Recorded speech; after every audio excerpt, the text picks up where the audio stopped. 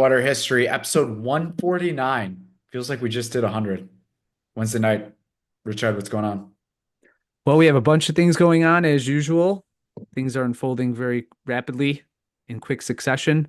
So we're going to help to pull in and make relevant hooligan soccer fans operating in Amsterdam. They just happen to be of a particular religious and ethnic variety, starting things up again. And then we're going to hear from, in just short order, a member of the tribe of Israel, who was nonetheless an immense mind and great economist who diagnosed many of these problems in his own day as they existed and they persist to this day. And then, of course, the it's quite you called it a dynasty, huh? It is a dynasty. The dynasty of the Defense Department and the Pentagon, and how 7 years. I mean, you talk about an absolute dominating the realm of not passing audits, basic Is financial audits. isn't it ironic that Ronald Reagan says some propaganda about how there's only two certainties in life and they're death and taxes. And then those taxes go somewhere that we just lose track of. It just vanishes. And to an agency that its very function and mission is to promote death and carry it out. And we're getting to the point where that certainty might be as certain as death. Is the Pentagon's going to miss the audit? It's been seven Mhm. straight years. And do their damnedest, although in the most haphazard and idiotic, even moronic ways to explain it away or Yeah, excuse failing the audit. yeah. And if you don't believe us on that, we could take a look at this video. The fact that the DOD has not passed an audit is not suggestive of waste, fraud, and abuse. That is completely false right there. So what is now it it's a question of, it's suggestive that we don't have an accurate inventory that we can pull up of what we have where. That is not the same as saying we can't do that because waste, fraud, and abuse has occurred. That's waste. How is that waste? If I give you $1 billion and you can't tell me what happened to it, that to me is wasteful. That means you are not responsible. Yeah, I'm trying to understand where you're trying to go, other than the dollars, which really bother you. I'm not saying this is on you and that you caused this, but I think it's a tough argument to I'm pretty make sure I didn't cause it. Do you understand what an audit does? Go ahead. Give me your explanation. No, I don't mind learning. So I am surprised at that. The reaction to these questions are, you don't know what an audit is, bucko. Like, that's just weird to me. Okay. Yeah, it just seems pretty squeamish is the word I would say. And just How about John Stewart hammering away at that official? yeah. I to the point where I mean, I He's was so weird. he's such a enigma. Well, what would we expect of a man his name is like Leibowitz, changes it to Stewart, and so he's really playing a role. He's an actor on this stage, and his stage that's been afforded to him is The Daily Show. And so, how could you, even as well, in very many ways, the best comp to John Stewart, especially when he's operating his best, is Donald Trump. And I know John Stewart would hate that comp and that comparison. But think about it for a moment. Instinctually, even during the years, particularly when the Daily Show was at its peak in terms of popularity, he was a great voice for the anti-war movement during the 2000s. And so instinctually, there is something in John Stewart that motivates him to ridicule, at least poke fun at, and investigate the often the illegitimacy of governmental action, especially when it comes to the Pentagon and American foreign affairs. And this is continued with this questioning. But where he falls short is in an exchange, not being able to make an argument. He cedes the point that he doesn't really know what an audit is. I mean, if you were going to go in with any sort of expectation that there would be an antagonistic exchange, which you'd have to with when you're pressing a Pentagon official about where hundreds of billions of dollars are located, and then she's going to make the radical claim that that's not really fraud when you fail an audit to that degree and magnitude, well, then she's going it's debate tactic or rhetoric 101, and she's going to try to undermine you by appealing to weird semantic argument. Right. Or, as she does too, a type of sly, surreptitious ad hominem attack with their implication that, well, he doesn't really understand these complicated matters of what an audit is, when all you'd have to do is just take a look at what a basic financial audit entails. You're just looking at a balance sheet of accounts receivable, accounts payable. What are the current assets? What's in inventory? What are the expected expenditures in both the short and long term, and determine what the black and the green and the red sides of the ledger ought to be. I mean, so it's not altogether that difficult. Oh, as well as tracking that those payments either in or out have been received, or if there's been refunds or what have you, in terms of the balance sheet. It's not some mystical operation that accountants enter into. Also, what about the accountants working within the Pentagon? So, for example, finance is a little different. Finance is slightly different from accounting. But last week we talked about how Oak Park spends $11 million a year on their finance department, right? Yes. How much is being spent just in the finance department for the Pentagon Correct. to not be able to keep track of Well, you just happened billions of dollars? in your phraseology. I don't know if you were if this was part of your thought process as you explained that, but you just touched on something. Are they expending money now on the auditing / accounting side internally in the Pentagon? Are they expending both time and treasure and effort and energy to covering up? In other words, Right. is this an oopsie of just incompetence, or is this purposeful criminal cover up and behavior? As with government, as this is in many ways a constant subject that we have to address all the time, it's probably a lot of both. And whatever particular area might warrant a kind of oopsie, I didn't see that, they pursue that to their own benefit and ends. And where the fraud, the graft, the corruption, the theft, and perhaps when we're talking about the Department of War, which it really is, the missions that are sinister or the inner workings that are truly malevolent and malfeasant, well, then there's going to be a more active, engaged cover-up. And that requires an army, maybe a phalanx of people to engage in those activities.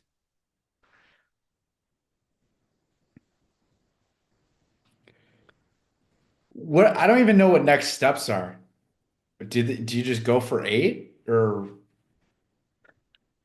Are there rings what's involved? next? Yeah, what's next? By the way, speaking of rings, have you seen that Tom Brady commercial?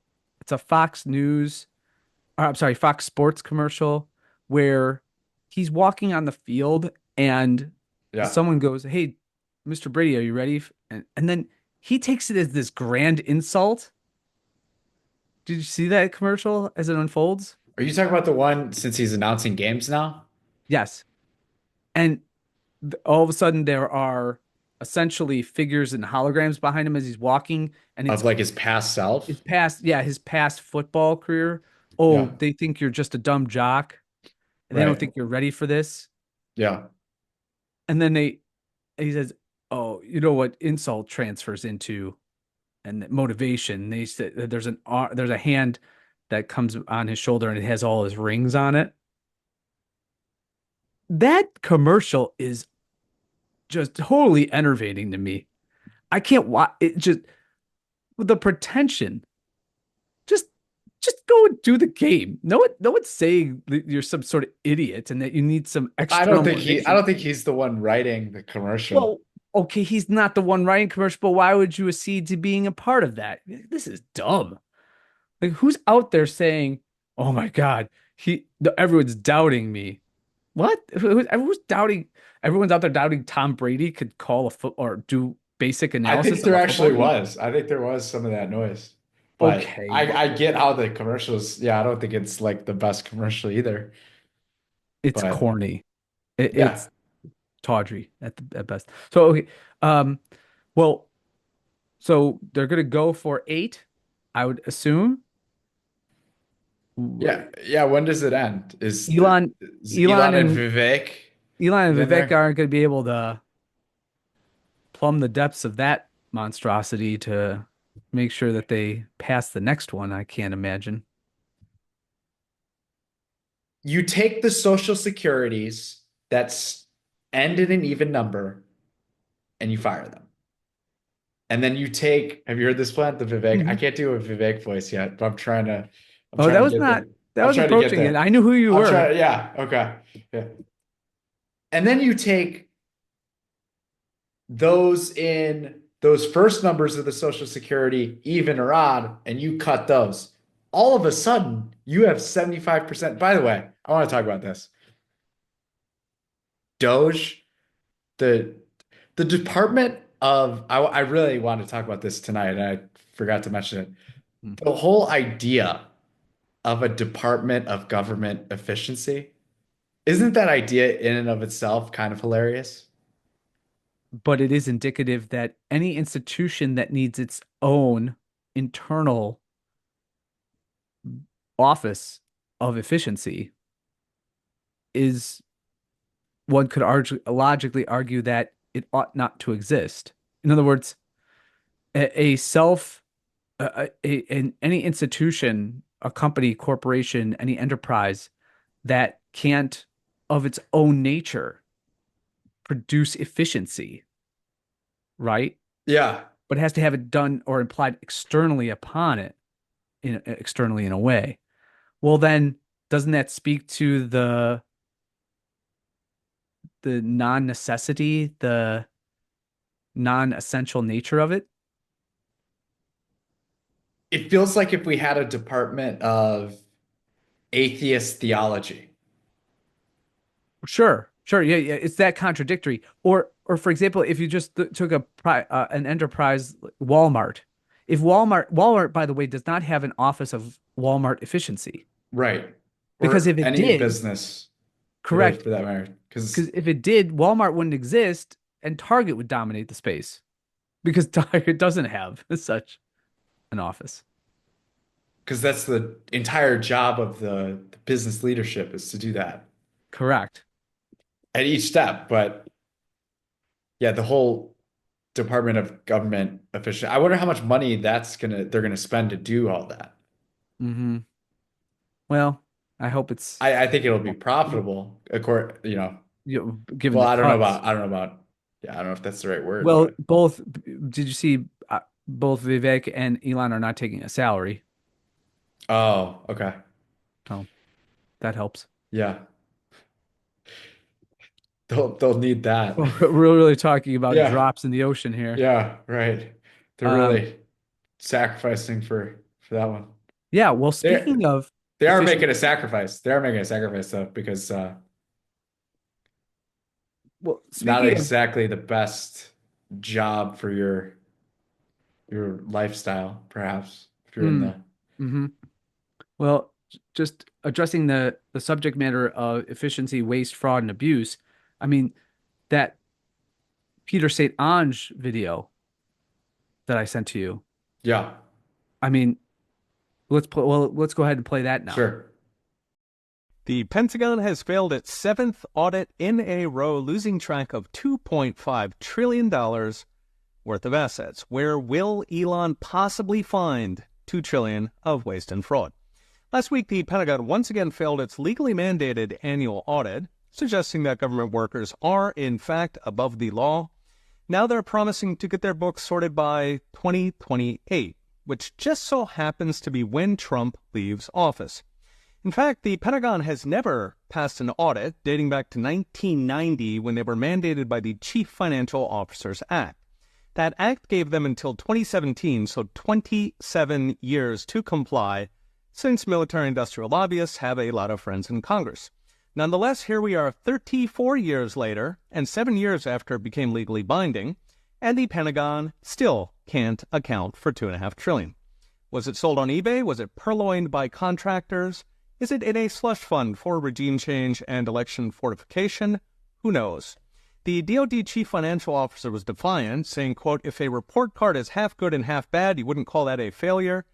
After all, they do know where some of the assets are. For example, the Pentagon building, which is marked on a map and almost impossible to give to the Taliban. It's worth noting that if your taxes are only 37% accurate, you will not get a pass to fix it in 2028. You will be in a cage. It's also worth noting that Enron executives did 20 years for misstating assets. WorldCom got 25. So how does the Pentagon manage to lose track of so much money? Alas, we only have glimpses since they can't pass an audit. But what we can see is hilarious. For example, an estimated $220 billion in untracked spare parts, which are literally sold on eBay, presumably for export. To give a flavor, one warehouse allegedly contained $127 million in spare parts, and it was not even listed on their property records. They didn't know it existed. Now, given nobody's watching the till, this all means military contracts can be fantastically profitable. DoD famously paid $640 for toilet seat covers. Inflation adjusted, that's $1,600. In 2018, they paid $10,000 for a toilet seat cover for C-17 cargo planes. After a public outcry, they just 3D printed it for $300. Beyond premium toilet seat covers, the Pentagon's Inspector General found they overpaid 4,450% for airplane parts, which they probably lost, including a washer, like a metal ring for a screw, that cost $4,000. Zoom out to entire programs, and it is grim. The new F-35 fighter, which is obsolete given drones, was promised at $50 million a pop, but has now climbed to nearly $700 million per plane. For perspective, $700 million would replace roughly 500 railroad bridges. It would pave 10,000 miles of rural roads, or it would keep a military contractor in mistresses, in case you wonder why the wars must go on. So what's next? Brought to you by Unchained.com. In a 2014 Gallup poll, Americans estimated that 51 cents of every federal dollar went to waste and fraud, with state governments close behind at 47 cents. If that's true, we are wasting more than $5 trillion per year, fattening federal leeches, more than twice the entire income tax. The solution is very easy. Slash the spending, fire the leeches, repeal the income tax. All it takes is translating public opinion into public policy. Okay, we'll be watching. See you next time. So isn't it amazing?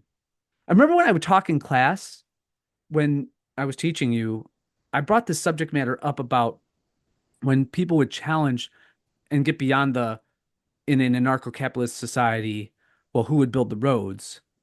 It was more so, well, who would even go about collecting fees or resources, culling resources so as to produce the modern societal structures that are needed, whether they be infrastructure or what have you. And I said, well, we do that on multiple levels and in so many innumerable facets in an organic way without this monstrosity that we call government engaging in it and then being as a really awful go-between, a really parasitical go-between. So, I mean, think about that. Over $500 billion a year just goes to IRS compliance with IRS regulations just to get, I mean, think about and this is what I would say in class, and I want to repeat it here, the untold, immeasurable amounts of human capital that are expended through accounting and regulatory bodies, and then corporate attorneys, and then statutory attorneys, all dealing with the federal tax code, just the federal tax code. We're not even getting into regulations for the Department of the Interior versus overlapping regulations with the Department of Commerce or what have you. I mean, the amount of energy, time, talent, it's the broken window fallacy, but it's the broken soul, the broken productivity fallacy. That because we have all these regulations, well, that creates jobs and an entire industry with which to deal with those, with all the red tape. No, get rid of the red tape so people can then therefore in the marketplace responding to consumer demand, and even in the best cases anticipating, as entrepreneurs must do and speculators must do, anticipating consumer demand and want. Yeah. That is where we have societal progress. Anything that contradicts that or contravenes that activity is not just parasitical, it is inverse to civilization. I love oh, by the way, the people who are best on this, Guido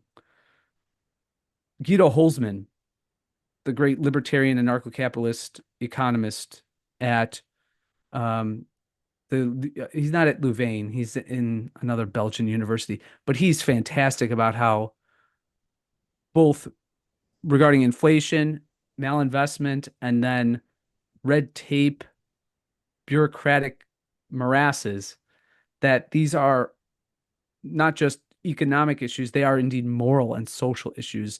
And those evils of which I just spoke and listed and enumerated, they attack the soul of the individual. And as attacking the soul of the individual, they really are antithetical to indeed civilization as we define and conceive it today.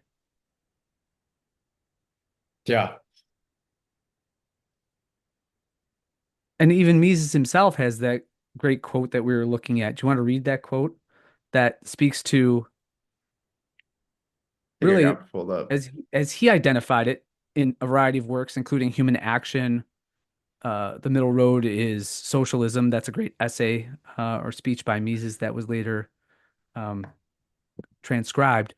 But this is from the Instituto Mises Brazil, and translated from the Portuguese. Go ahead, Charlie. You do your best. You want to do a Mises accent? No. Some leftists believed that the communist world would work if, quote, good people were in control. But they fail to realize that, by definition, good people do not want to control the lives of others. Yes. So this speaks powerfully to that conceit, and it's a lazy and slothful one that by assenting to government, you really have to admit that you're saying that government's necessary, as the argument goes, because people's appetites, tastes, desires, motivations, drives, the way that they, in Adam Smithian parlance, wish to direct the fruits of their labor in the way that they see fit, are malevolent, misaligned, harmful, deleterious to themselves and to society. So we're going to appoint from the same pool of individuals sharing the same nature, people who we hope have angelic intellect and intelligence and instincts and are totally above the fray, so as to direct those passions, desires, and moves. That's nonsensical. And more so, the very people who would want to fill those positions of control, of dominance, are domineering jerks themselves. So they don't, good people don't want to, as Mises put it right there, control the lives of others. Any system that promotes them to positions of prominence is one that needs to be eradicated because it is by its nature malfeasant. Yeah.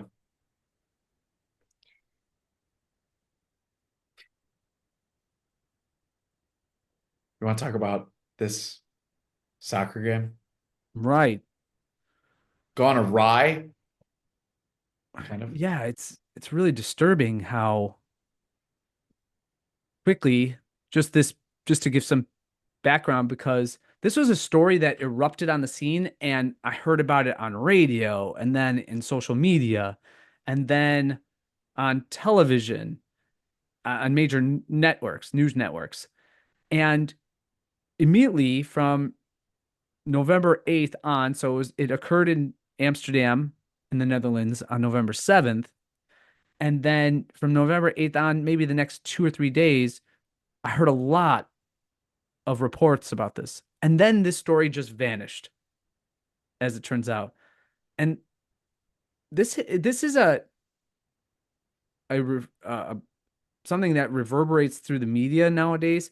It's the framework is don't do any honest reporting. Just immediately take the first eyewitnesses or several eyewitnesses reports and estimation of what's going on the scene, and then run with that and blow it up into something that probably didn't really occur or the event didn't amount to what is eventually described.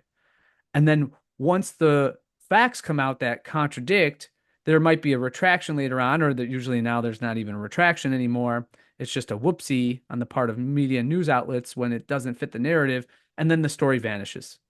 So it's not going to vanish here because it's important, especially because just 2 days ago or 3 days ago, the mayor of Amsterdam came out and simply said that the story as it went, November 7th, the Israeli soccer team is doing a European tour. Their stop was in Amsterdam. Anyone who's paying attention to European politics or demographics knows that the Netherlands, among other European capitals, is home to, Amsterdam being a capital of the Netherlands, is home to a large Muslim population. That number has only increased in the most recent migrations and refugee crisis flowing into Europe.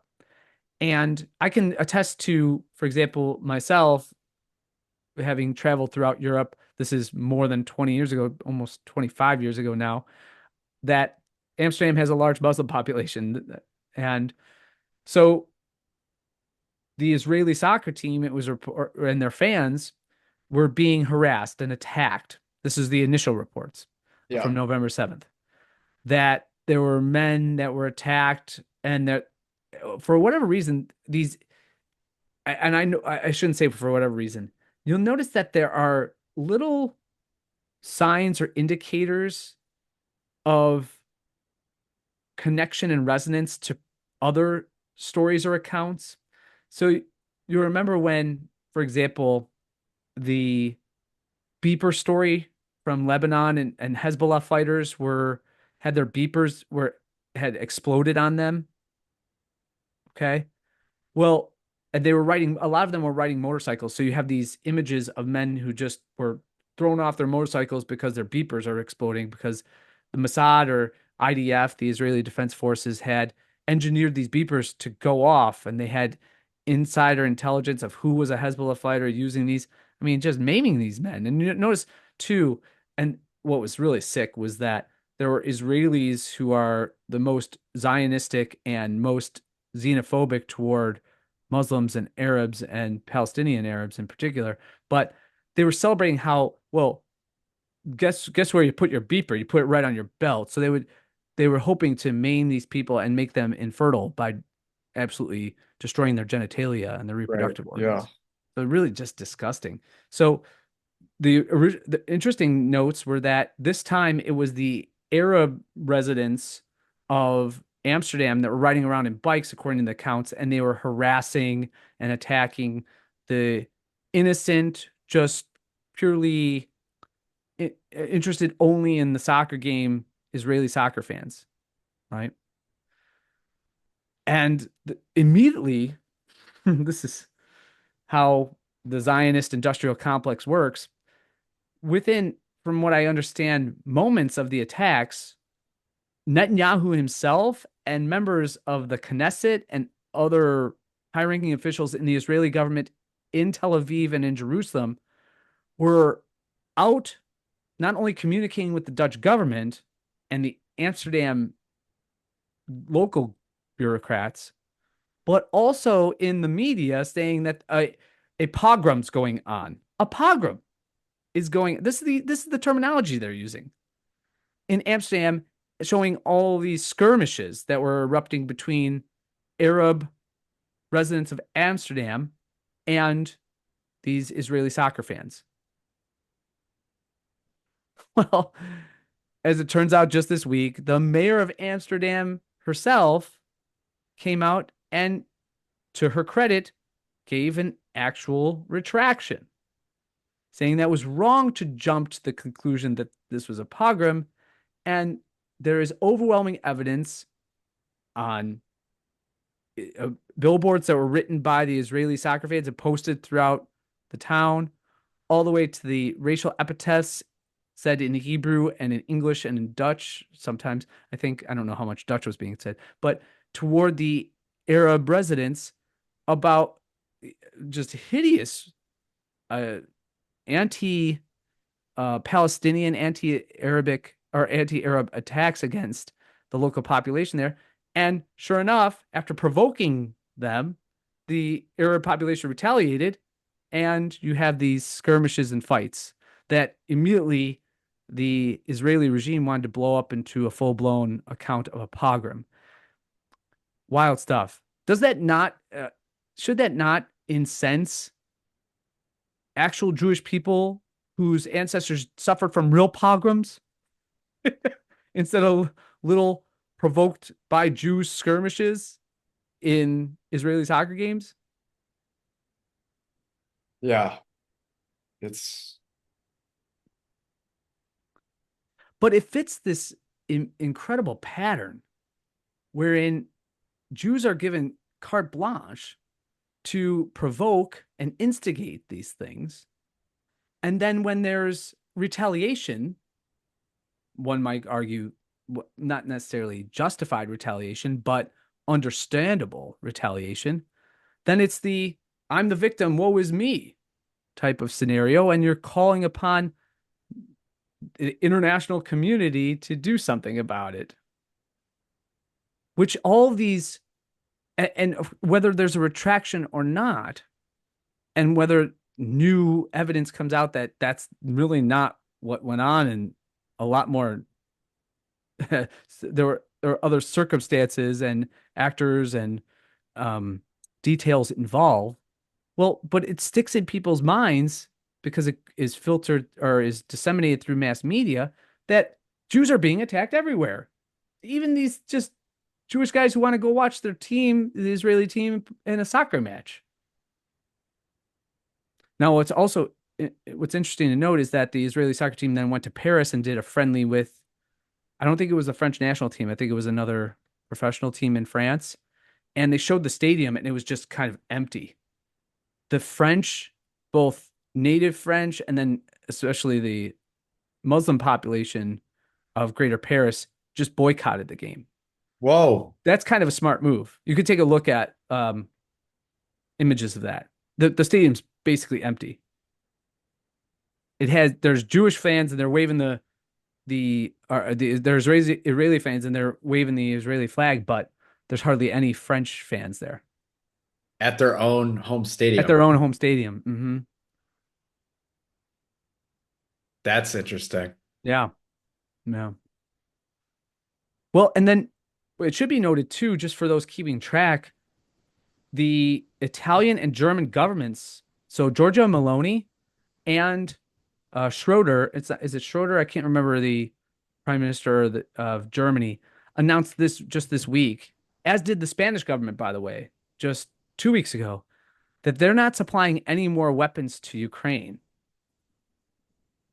especially given this escalation of the Biden administration and Tony Blinken, who should be hung for treason right now, and should and Jake Sullivan and all these, and they could be right next to Victoria Nuland on the scaffold, but you have to get a strong rope for Victoria Nuland. But they should all be at least banished to some remote island.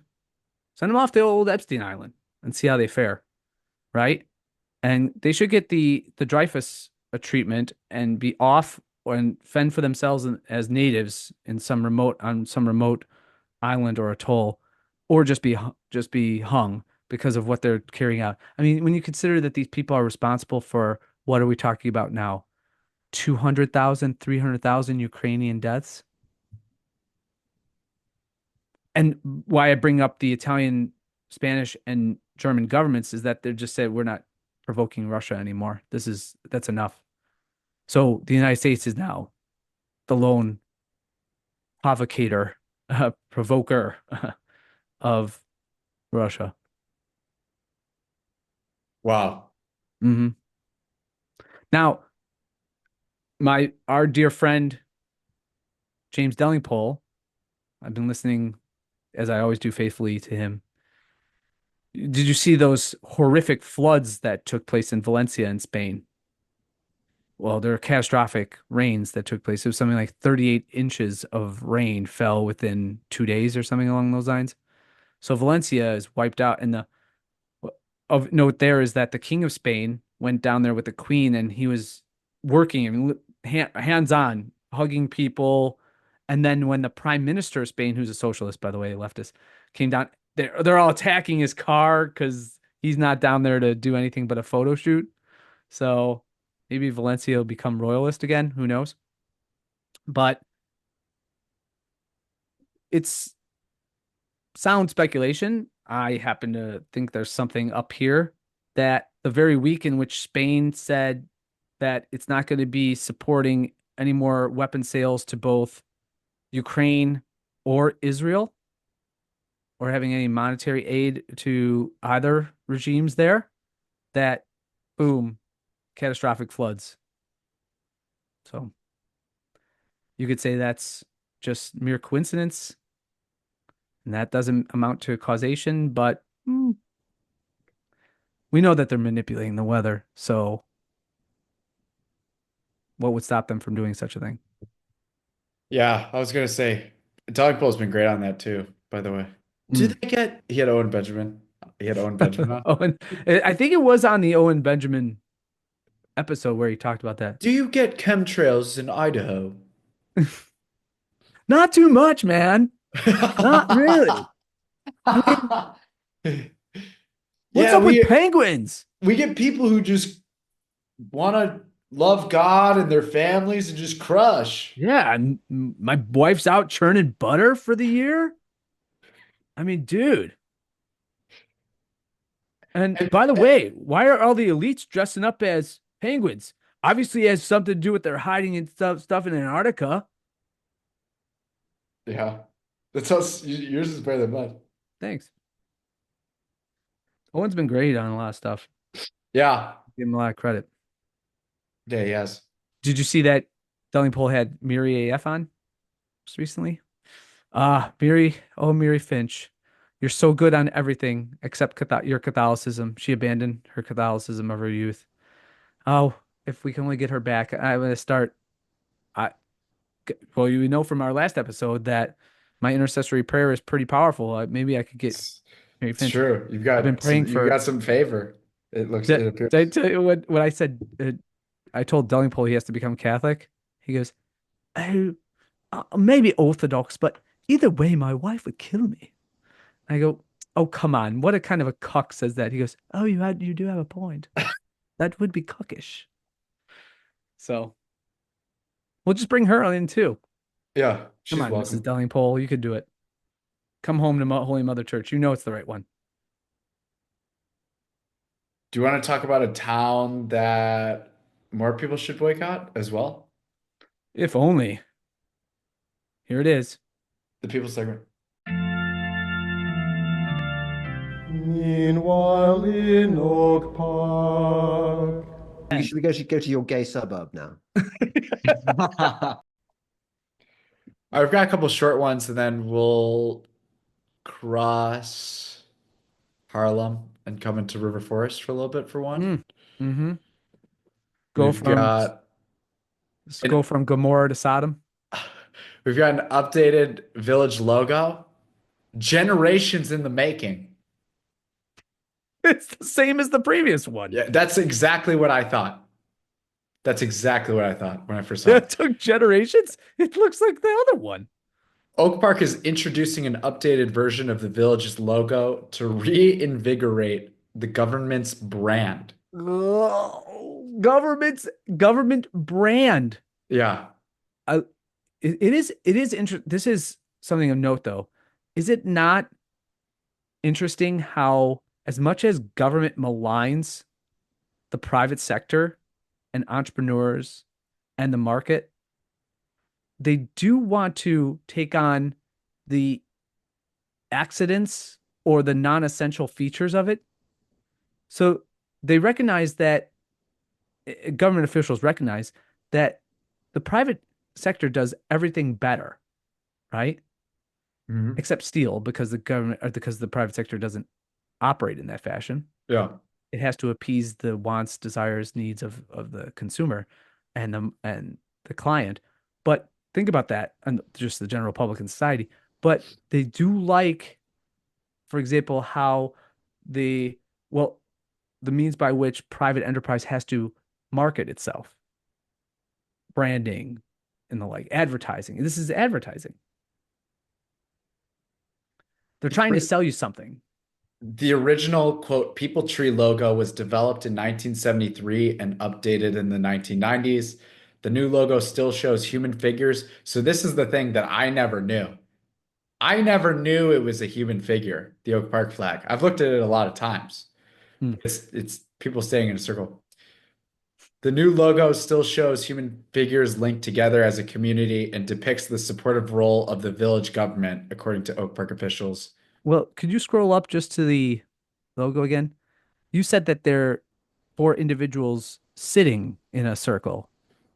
Five standing or with their arms out. 5. It Forgive looks me. like 5. it does look like their legs are like, Well, their legs are cut off. It looks more in the sketch that they're not sitting, they're lying down almost as if they were chalk outlines after they've been murdered. yeah. Yeah. Very Yeah. kumbaya-ish. The previous update changed the type of style for the words Oak Park, so that's the one thing that changed. Green was chosen as the color for the people tree because Oak Park is filled with trees. Oh, I think I read that.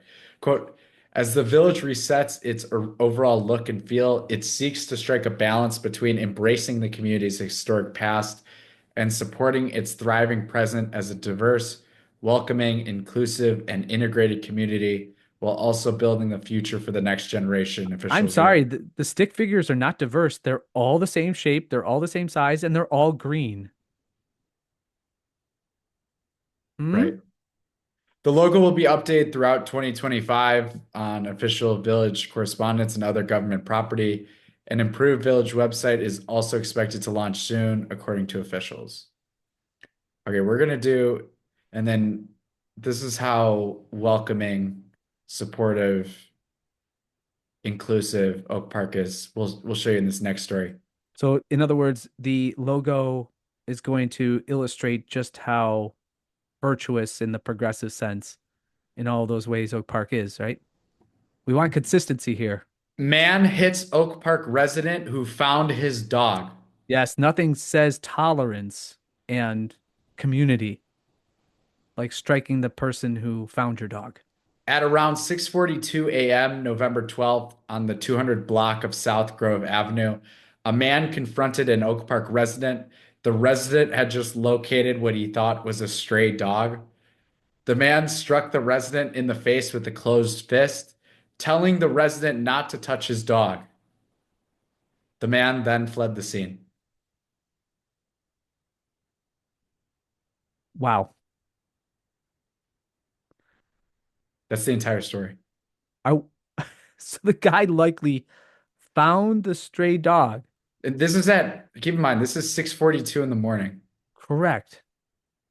This is an early morning walk as the sun's coming up.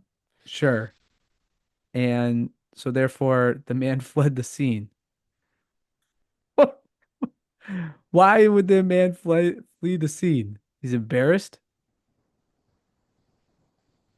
Why wouldn't you hit him back? I guess that maybe because the dog's there. I want to get the dog riled up. There's nothing speaks of Oak Park conviviality, right? I actually want to get to this one. Okay. Just because it's got a funny title. Surprise! Vast majority of Oak Parkers voted for Kamala Harris. Get out. Oh, yes. This is the first time we've looked at the reaction from the election, isn't it? It is actually. Because last week it was pre-hoc. Oak Parkers have consistently voted for the Democratic presidential nominee in recent elections. No shit. Have you wondered if your neighbors truly vote the way their yard signs indicate? In Oak Park, it seems they do. In the weeks leading up to the 2024 general election, Oak Park yards were littered with Harris wall signs and others indicating support for the Democrats over Republican nominees Donald Trump and JD Vance.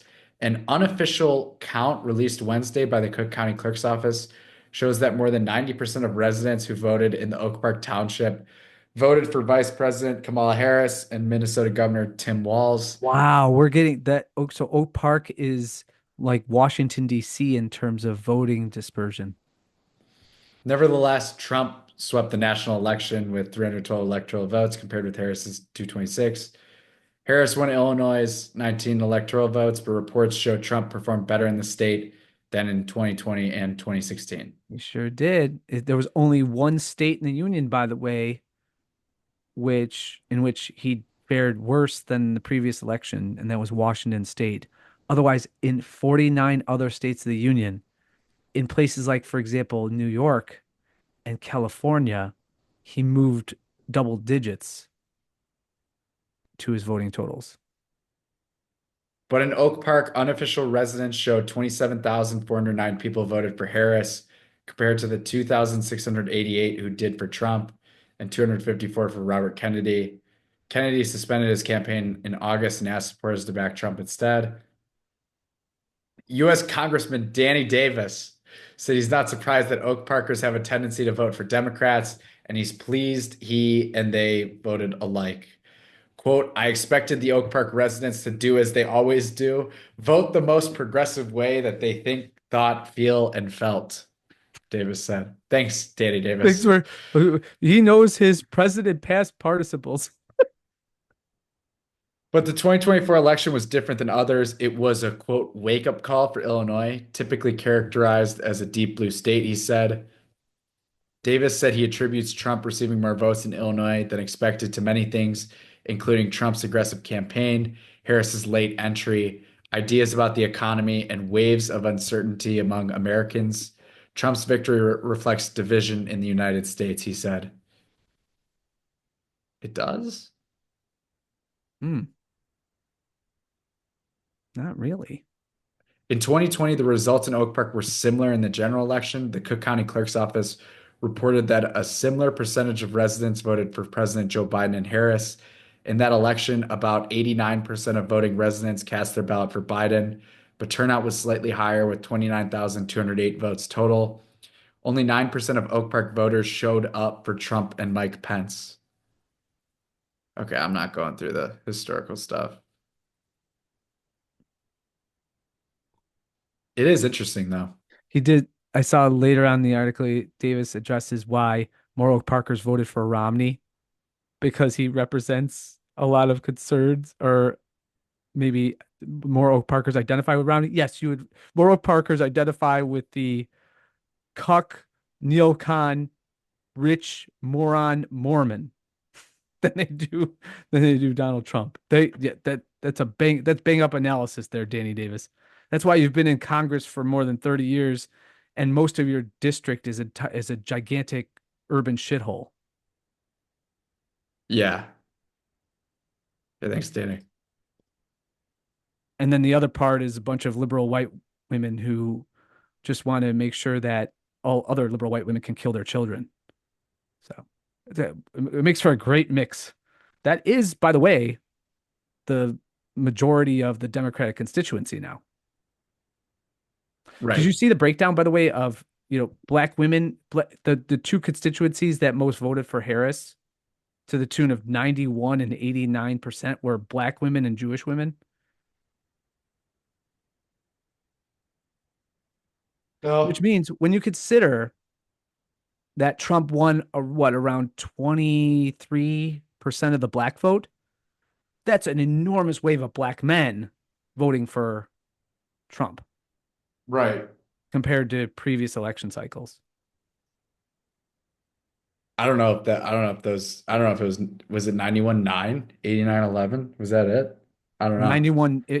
I remember the last chart I saw about black women voted 91-9 or 91-8 because you have third party candidates. I'm sure maybe 1% voted for Stein or Kennedy. River Forest levy set to rise 3%. The village is seeking 9.7 million for 2024. This is also kind of boring. But yeah, River Forest raising the tax levy. I don't know. Riveting stuff here you're picking out, Charlie. Yeah, I'm not really that into this. Okay. It is fun looking. They got the old papers Oh, they got here. the old It's related that articles. time of year. Yeah, It's that time of year. always November, December, November. They're always River Forest trustees set to okay 4% tax levy hike. That's from Unbelievable. 2022. They Then just write the same article every year. copy paste.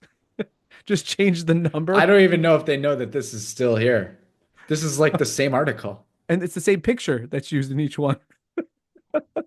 It's the same exact picture. That's hysterical. That's awesome. It's just the River Forest Town Hall. Oh, All right. That's a segment. that's it. People segment. Meanwhile in Oak Park.